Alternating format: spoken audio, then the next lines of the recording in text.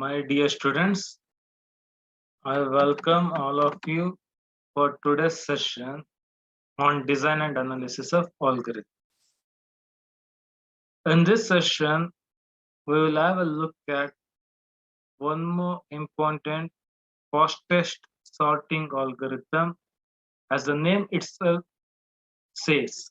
Okay, and that's nothing but quick sort. The name itself states you right, quick. Got it? So, quick sort also follows divide and conquer strategy. Clear? So, in previous session, I have discussed about merge sort. So, hope all of you are clear with merge sort, right? Here, there is slight difference between merge sort and quick sort. We'll see that. Okay.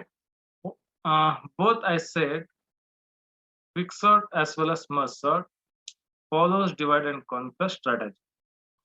Means, given array when it contains more than one element. Okay, more than one element in case of array to be sorted, okay, we call a larger instance.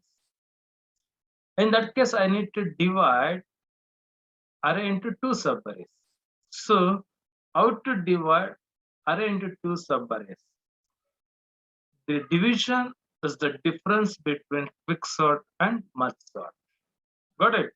So, where to divide in an array? That's the main difference between quicksort and merge sort, and we will see that. Okay. So, coming to agenda of today's session. So first I'll tell you about quick sort and brief what actually, how it is different from merge. Okay, then if you are given a problem, you are given an array, got it, of some n elements, how to sort using quick sort. Okay, theoretically I'll explain you the concept through an example. Got it? We'll sort one array, okay, using quick sort.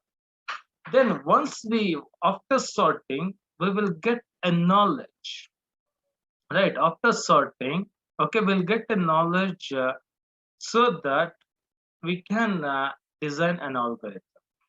Okay, the same the concept what I've chosen to solve the algorithm. Okay, the concept, I repeat, the concept I've chosen, the methodology I've chosen to sort the array using quick sort.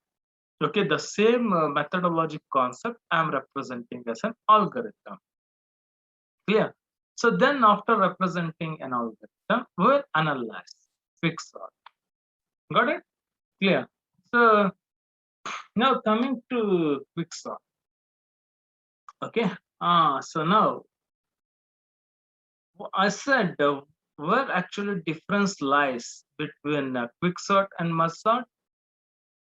I said the difference between those two sorts lies, okay, and where to divide an array, into two subarrays. Got it? So you remember in merge sort, okay, how I used to divide an array into subarrays? Exactly at the mid location. You remember, right? In division phase of merge sort, I have discussed in last class. Got it? So remember what I used to do. Low is an index for first element in an array. I is an index for last element in an array, right? So I used to compute the mid, low plus I by 2. Clear?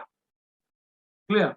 So then once I had the mid index, what I used to do, I used to divide that array into two subarrays with a range of indices low to mid one part, and the other array with range of indices mid plus 1 to I. So got it? So exactly at the mid location, I used to divide an array into two subarrays in case of merge sort.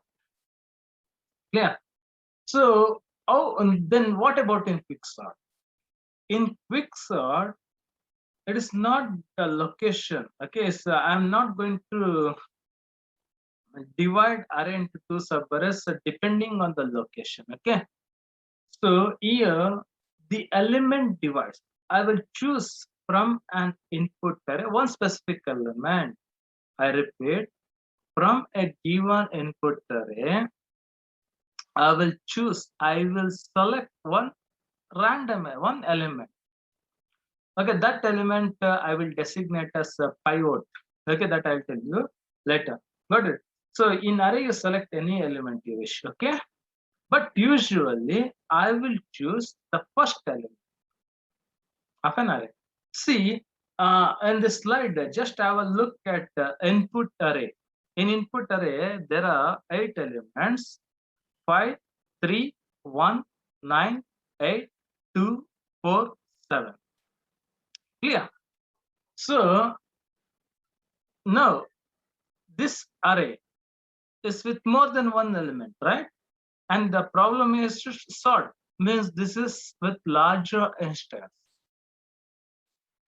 So if an array is with larger instance, what I should do? I should divide into two subarrays. But here, where to divide? Got it? So second level of this tree, how I got it. So I'll tell you. So now I will divide, so what I said to divide is select any element from an array. Just left to you. But usually there's a standard we follow, first element. Of course, there are some other standards, okay? But in this case, I'll tell you, we'll select the first element in an array. In this case, what is the first element? 5. So based on 5, we are going to divide an array into two subarrays. Getting? So means what I need to see here, how I'm I'll tell you.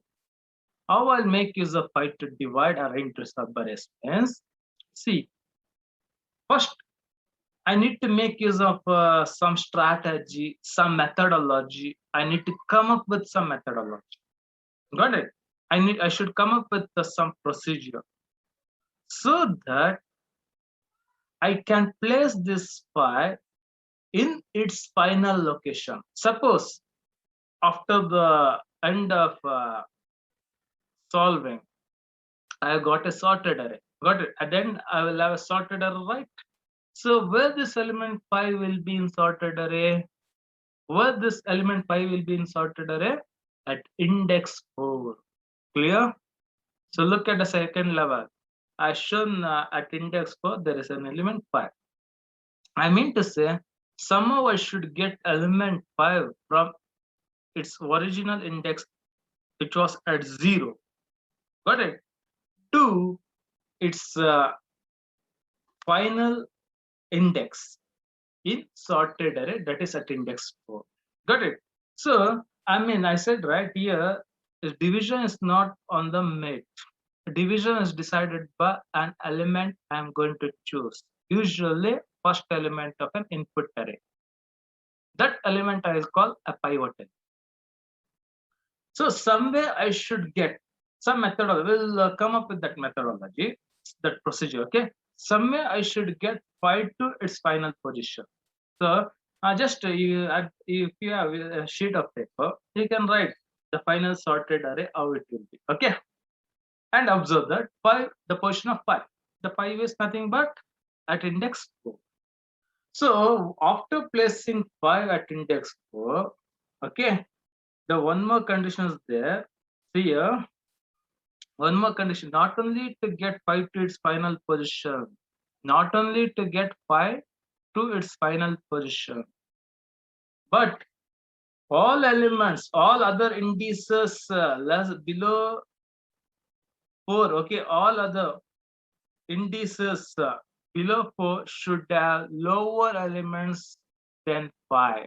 I mean to say, I repeat, after placing 5 at its final position 4, okay, in array, all other lower indices, okay, all other lower indices, that is index 0 to index 3, should contain elements which are less than 5. Got it? And all indices grade after 4, that is indices 5 to 7, should contain an element greater than 5. Got it? So just observe. In actual array, okay, at index 3, what was an element? See, look at the first node, okay, root node. In actual input array, at index 3, what was the element? 9. Got it? So after division append, what I said, indices 0 to 3 should contain all elements which are lower than the element at index 4, that is 5. So 9 can't be at index 3 because it is greater than 5. Sure, I should move 9 to right side. Okay. And at the right side, I have a lower element. Okay. 2 and 4. See here. Okay. And also just observe that at the node 1, okay, in the input array, the 2 and 4 are at indices 5 and 6. Got it? 2 and 4 are at indices 5 and 6. And they are lesser than 5, element 5, right? So they are lesser than element 5 at index 4. So this 2 and 4 should come in the left part. Clear? So I mean, we'll look how to get them. Okay, I'll tell you. So clear with this. So I repeat, division in quicksort is not with respect to position. Got it? Got it. So division in quicksort with respect to a key element I'm going to select. Usually first element in an array, and that I'll call a pivot element. So using some strategy, I should take that pivot element, say in this case 5. Some strategy you apply, take that 5 to its final position, which is index 4 in final sorted array. After placing 5, you should also get all those elements which are lower, okay, to the left side, okay, of element 5, and all those elements which are greater than 5 to the right side of. So then we have two subproblems. One problem with indices 0 to 3 and other subproblem with indices 5 to 7. So now what I said, again, this subproblems what I got is with more than one element. Clear? More than one element means it's a larger instance. So what I should do, I should divide this again into further subproblems. Okay, again I need to divide this into further subproblems, further subarrays. So divide and conquer strategy, what it says, after dividing problem into subproblems, apply the same divide and conquer strategy for dividing subproblem into further subproblems. So I mean, now let me say I have to solve the first subproblem in this case. Assume I have to solve the first subproblem, that is first subarray, indices 0 to 3. Got it? So again, same strategy. What? And this subarray indices 0 to 3, take first element, that is 2 as pivot. 2 as pivot. And apply some strategy. Get that first element 2 to its final position in sorted array. Got it? So in sorted array, where 2 will be? At index 1. Got it? I mean to say, now at index 1, there is an element 3, right? So applying some strategy, I should get 2, which is at index 0, to index 1. Got it? So now when I get 2 to at index 1, again now I'll have two subproblems. One subproblem left of index 1 with element 1. Okay. Means after I get 2 to index 1, the lower element than 2, that is 1, which is at index 2. Got it? The lower element 1, which is at index 2, will be moved to index 0. Clear? Got it? So then this 3 what happens, which is now at index 1 will move to index 2. Got it? 3 which is at index 1 will move to index 2. So finally, you selecting 2 as pivot element. I bought the 2 index 1. Now 2 subproblems. One at the left with only one element, that is 1. So array with only one element 1 is sorted. That's a solution. Got it? So next 2 is in its final position. Got it? So again I need to apply the same strategy. That is pivot, finding the position for pivot, and all lower elements should be smaller than pivot. All all elements at the right of that pivot should be great. This strategy should be great. Okay, until I have no more subproblems. Clear? So this now coming to concept. So now how I can now concept how I can take pivot to its final position. Got it? How I can take pivot to final position. And not only placing pivot to final position, how I can get all lower elements to the left of the pivot. How I can take all greater elements to the right of the pivot. Clear? So there are 2 types of scans, what we call left to right scan and right to left scan. There are 2 scans here I made. One I'll call left to right and the other I'll call right to left. Okay, means I'll explain you through an example, then you will come to. Okay, now see here. With this example, I'll explain you that scanning left to right and right to left. Okay, don't get confused. Okay, initially, okay, look at the first row here. It's indices 0, 1, 2, 3, 4, 5, 6, 7. They are indices. Okay, so in the first iteration, okay, that is initially in array, the elements are 5, 3, 1, 9, 8, 2, 4, 7. Got it? So what I said, pivot is here 5. Here, pivot is here 5, first element. So I should get 5 to its final position. So that is index 4. The last row you observe it. You observe the last row. Got it? In the first iteration, 5 is at index 0, right? It's a pivot element. Now when I observe the last row, I find 5 to be at index 4.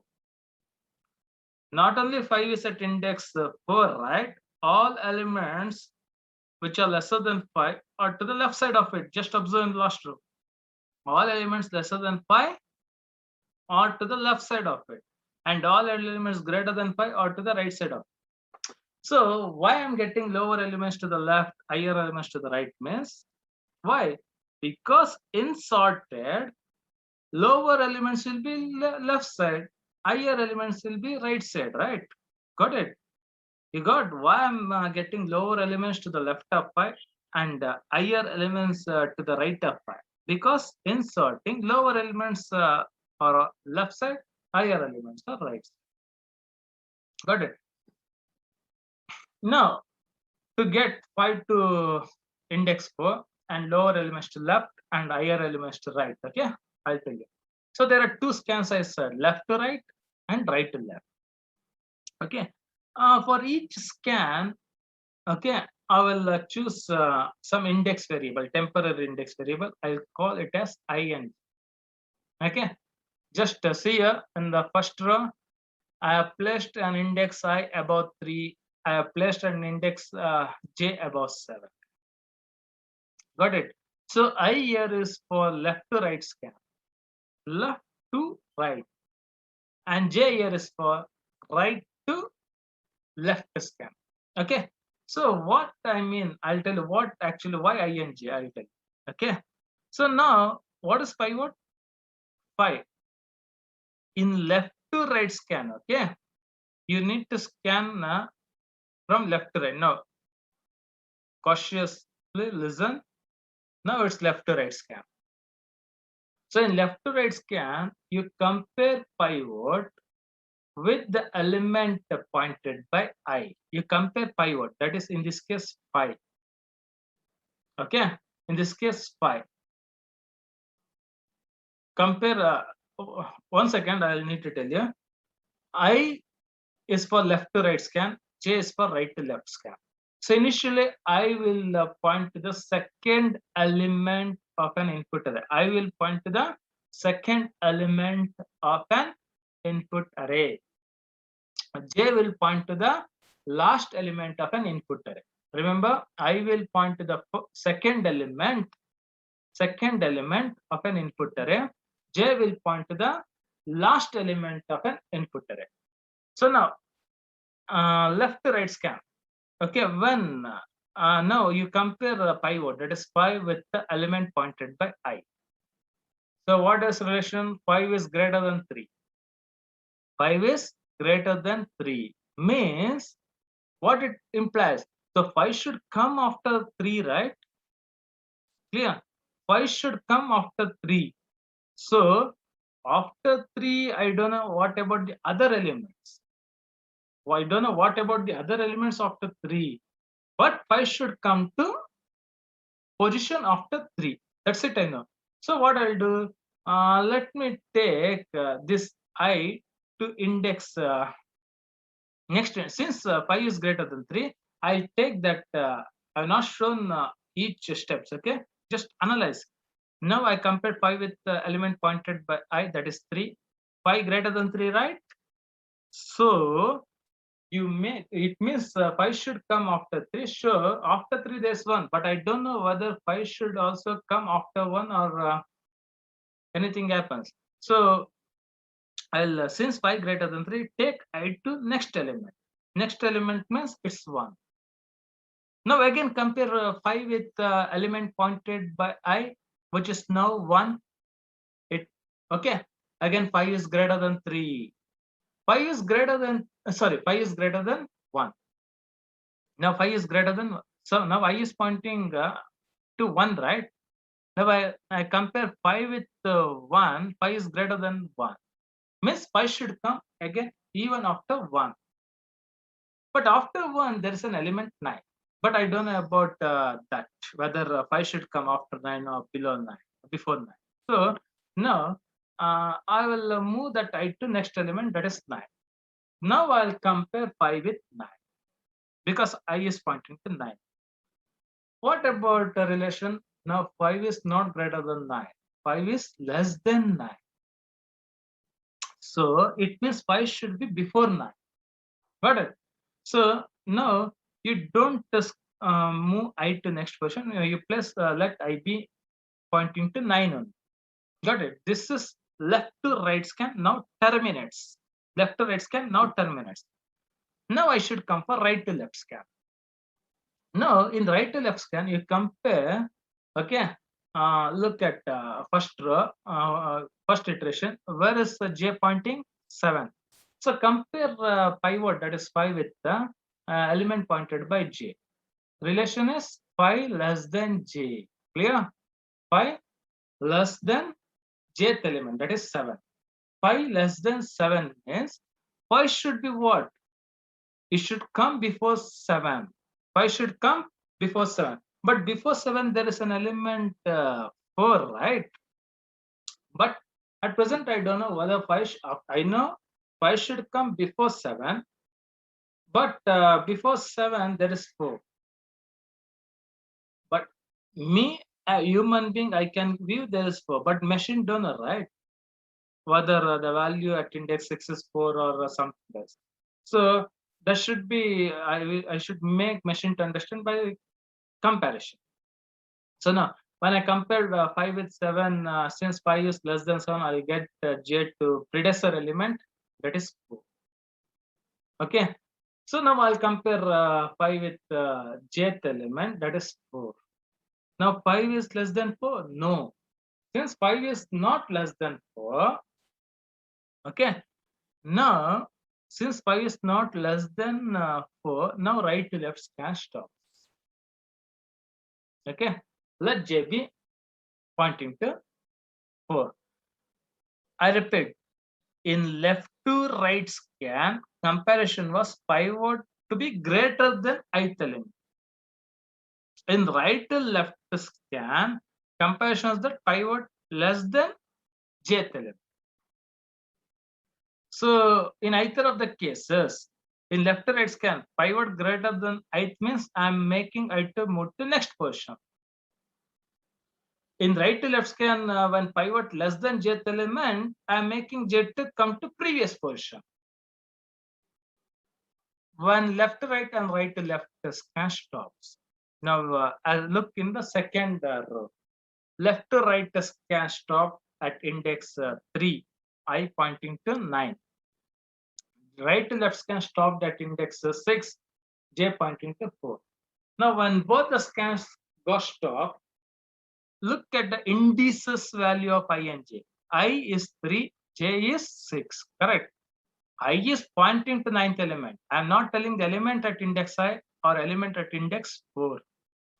I am telling what is the index value of I and j. Index value of I is 3, index value of j is 6. So whether what is the relation between I and j? I less than j. So if I is less than j, okay, if I is less than j, you swap the elements at indices I and j. If I less than j, you swap the elements at indices I and j. Means element at index j4 will come to position pointed by I. Element at index I9 will move to position pointed by j. Clear? Got it? I less than j, and so I'm swapping elements at indices I and j. Got it? So look at the third row. After left to right and right to left scan terminates, I found to be less than j. After swapping elements of I and j, it is reflected in row 3. 5, 3, 1, 4, 8, 2, 9, 7. Hope everyone are clear. You can just take a sheet of paper and practice it. Analyze it, okay? So now, again, now what again I should do? I should perform left to right scan and right to left scan again. So in left to right scan, what I said? Left to right scan, what I said? Compare pivot with ith element. Clear? So now where is I pointing to? 4. At the third row, we are at the third row. I is pointing to what? 4. Pivot greater than ith element, that is 4 now? Yeah, means 5 should be right of 4. So move I to next index, that is 8. Got it? Now what? Now compare 5 with ith element 8. Whether 5 greater than 8? No. So stop left to right scan. Let I be at pointing to 8. Now come to right to left scan. Where j is pointing to 9 in third row. Observe. In third row, j is pointing to 9. Compare pivot with jth element 9, 5 less than 9. Right. So get j to previous element. I mean, make j to point to previous element. What is that? 2. Got it. Now compare pivot 5 with 2. 5 less than 2. No. Since 5 is not less than 2. Okay. Since 5 is not less than 2. Correct? 5 is not less than 2. Now, right to left scan also stops. Okay. Once left to right and right to left scan stops, what I should do? I should check for the indices value of I and j. Not the elements, I repeat, not the elements pointed by I and j. Okay. You need to check for the indices value of I and j. Look at fourth row. What is index value of I? It's 4. What is index value of j? It's 5. Got it? So what about relation between I and j? I less than j. See, if I less than j, what I said, what I told you to do, swap the elements pointed by I and j. Now element at index I, that is it will move to index pointed by j. Element at index j, that is 2, will move to index position pointed by I. So that is shown in fifth row. See, after swapping the elements at position I and j, we will get fifth row 5, 3, 1, 4, 2, 8, 9, 7. So I less than j swap happened. Now what I do after swapping, I should repeat left to right and right to left scan. Got it? So in fifth row, just observe where is I pointing to 2. Clear? Now let me compare pivot with 2. 5 is greater than 2. So I should take I to next position. Clear? The next position, what is that? 8. So when I compare 5 with 8, whether greater? No. So left to right scan stops. Okay. So now right to left scan. Where is j pointing? Look at fifth row, j is pointing to 8. Whether pivot 5 less than 8? Yeah. So get j to previous index. Okay, now where is j at 2? Is pointing to 2. What about 5 less than 2? No. Right to left scan stops. So now after left to right and right to left scan stops, what I told you to observe the indices value of I and j. I repeat, not the elements pointed by I and j, its indices value of I and j. What is index value of I? 5. What is index value of j? 4. I is now 5, j is now 4. Relation, whether I less than j? No. If I repeat, if I less than j, then I should have swapped the elements pointed by I and j. If condition I less than j is false, that means at least if I equal to j or I greater than j. Okay. I repeat, if I less than j false, no swapping of elements of pointed by I and j. Okay. It's not swapping of elements pointed by I and j. Now, when I less than j condition is false means it implies I have found a position for pivot element 5.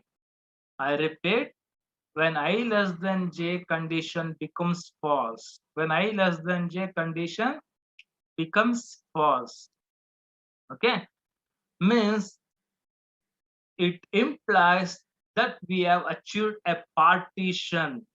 Partition means division point, way to divide in an array. Got it? We have come to conclusion where to divide in an array. So division occurs at index j. I repeat, division now occurs at index j. Means now what you should do, you should take the pivot element and the element pointed by j. Okay, those two elements you need to swap. Means now which elements you need to swap?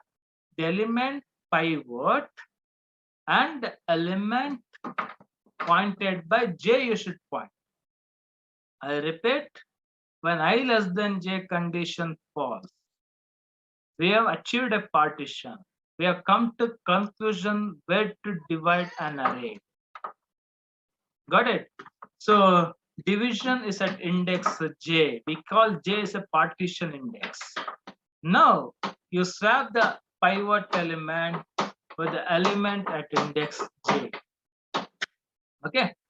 So now after swapping, the element at index j is 2. It will come to 0th index.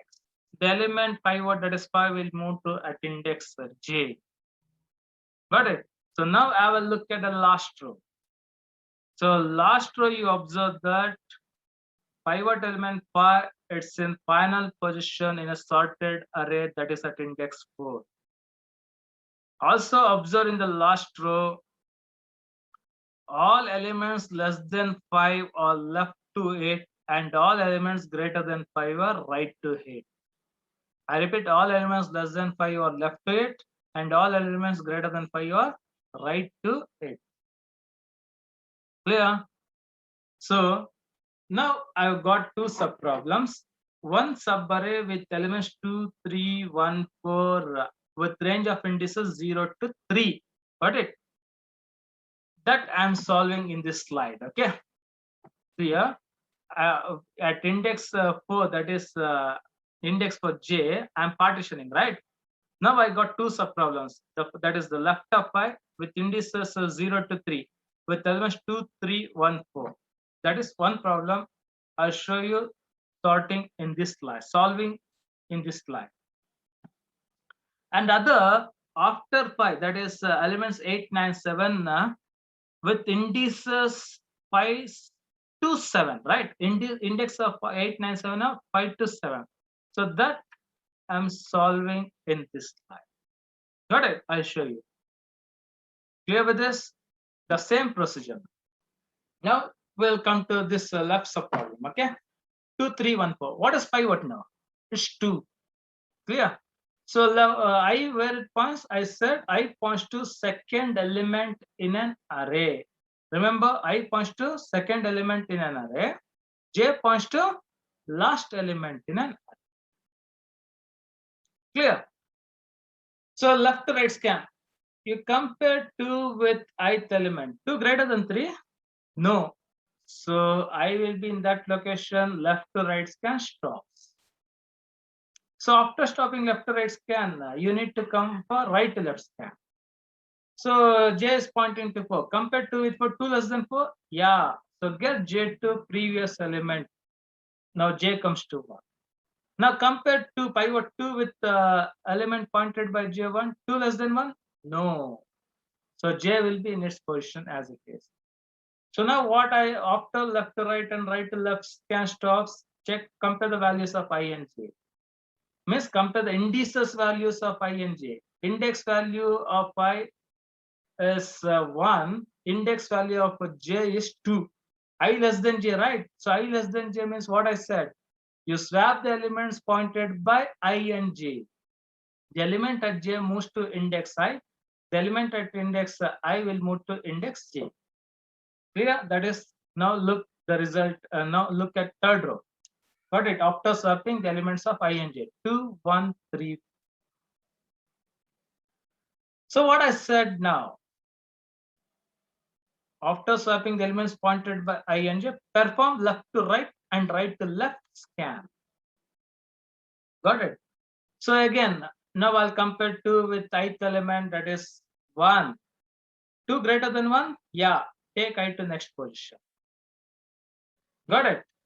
So next position 3. 2 greater than 3? No, keep I there as it is. Now right to left scan. 2 less than 3? Yeah, get J to previous. No, at J it is 1. 2 less than 1? No. Got it? Clear? So now I'll pause for. I repeat, after left to right and right to left the scan stops, we will observe J and I value. Now I find I greater than J. I greater than J means we have achieved a partition, and that is at index pointed by J. Got it? So when partition is achieved, what I'll do, I will swap the pivot, in this case 2, with the element pointed by index J, right? Which is 1. So after swapping 1 and 2, I'll get the fourth row, that is 1, 2, 3, 4. Clear? Got it? So what you observe, now 2, it's in final position. Clear? And at the left of 2, there is only one element, 1. And at the right of 2, there are 2 elements, 3 and 4. Clear? So now again, this subproblem got decomposed into, divided into 2 subproblems, 2 subarrays. One array left of 2 with only one element, that is 1.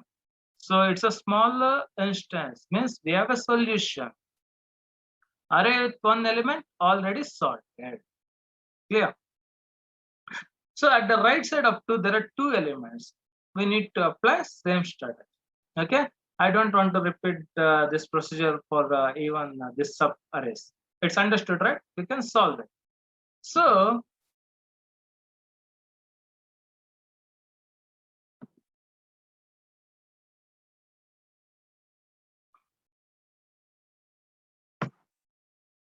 initially, okay, in initially the input array, initial array got divided into 2 sub arrays, right? And this 897, they were the last second sub array. Again, in this case, the pivot is 8. Okay, I points to second element, that is 9. J points to last element, that is 7. Repeat the same procedure. Okay, so this is about quicksort. Got it? Now, with this concept, let me go to design part.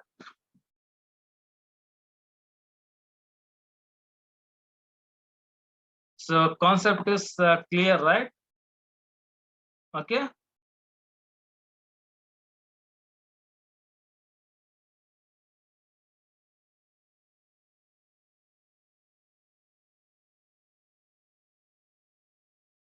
Yeah, now coming to algorithm. First thing, okay. There are, see, what I said, if low is less than 9, okay, means there are more than one element. I should divide. Clear? So where to divide? That partition index. Where to divide? That is J, right? So let me assume there is some other algorithm named partition. Okay, for that algorithm, I'll pass this input array A. Got it? And it will return me that J, okay, where exactly to divide.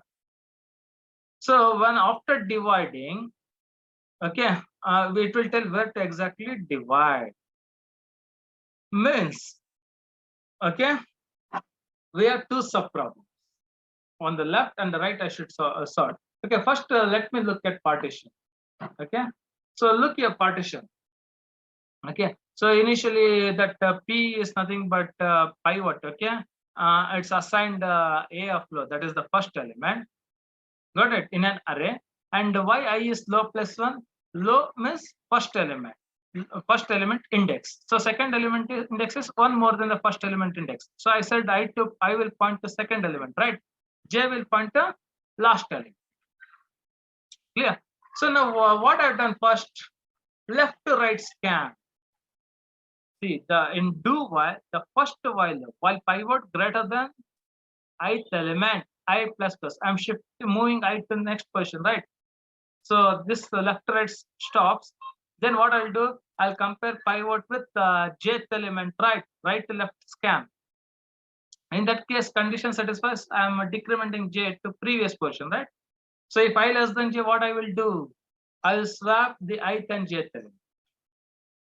When control comes out of do while, okay, I is greater than j or I equal to j. If I less than j condition false, what I am doing? Partition is achieved. So I'm swapping what? Pivot with jth element, right? Where is pivot? A of low. A of low is nothing but pivot, right? So I'm swapping A of low and A of j.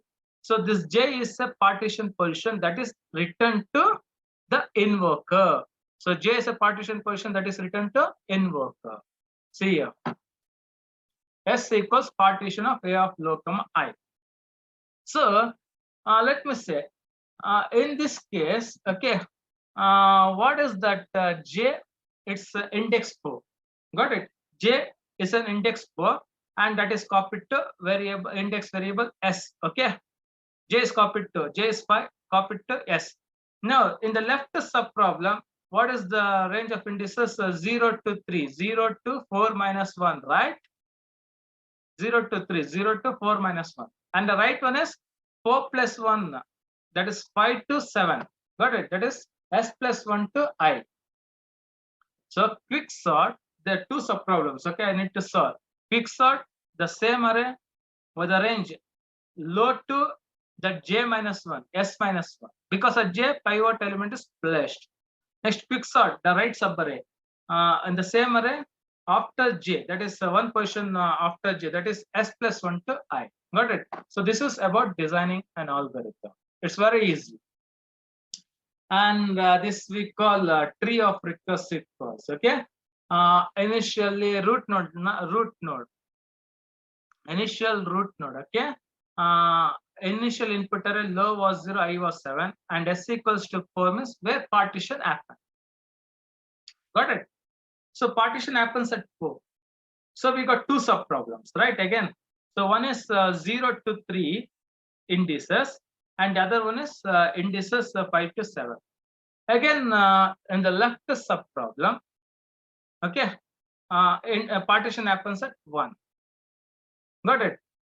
In this case, right sub problem, partition happens at 6. We need to observe, and we will construct a tree similar to this. We call recursive tree for QSOP.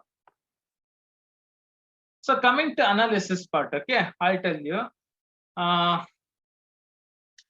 Coming to analysis part, best case, okay, best case means always n log n. Okay, what see here, n log n. See, if in case of best case, I'll tell you. Suppose C best only one element in an array to be sorted. Whether we are going to perform any comparison, no. So C best of 1 is 0. Suppose if n greater than 1, okay, what happens? C greater than suppose if n greater than 1, suppose if n greater than 1, okay, that what happens means the input will be in such a form that partition happens exactly at the mid. Partition happens exactly at the mid. So the two sub problems what we are going to get with same size n by 2. Partition happens exactly at the mid for best case, and the two sub problems what we are going to get with the same size n by 2. So C best of n equals to C best of n by 2 plus n.